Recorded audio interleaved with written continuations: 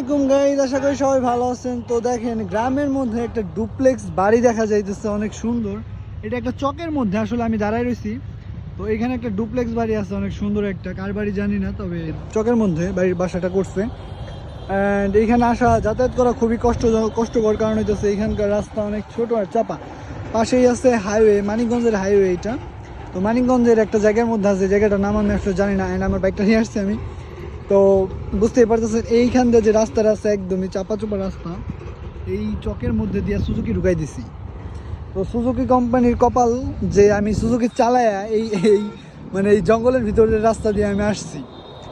এটা বলার একটা রিজন আছে, কারণ হচ্ছে আমি মানে সুজুকি কোম্পানির আমি আসলে ওইরকমভাবে কিছু বলতে চাই না, তবে এটা আমি কিনছি সুজুকি কোম্পানির গাড়ি, সেই জন্যই বললাম কথাটা। তো এরকম এই দেখেন, এই জায়গা দিয়ে হইতেছে আমি এই যে এরকম উঁচা নিচে, এটা কিন্তু রাস্তা না ভালো মতো, এটা হইতেছে একটা চকের হাতাল। তো চকের হাতাল দিয়েই আমি বাইকটা ঢুকাই দিছি। আর কিটালা গাড়ি তো সচরাচর চকের মধ্যে দিয়ে চালানো পসিবল না।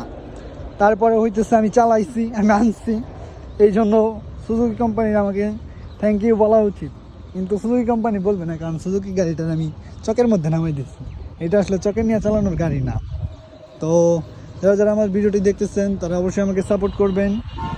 দেখেন এখানে একটা বড় তাল গাছ আছে, তাল গাছের মধ্যে কতগুলা পাখির বাসা, কত সুন্দর সুন্দর পাখির বাসা আছে। একটা পিকচার তোলা দরকার, পিকচার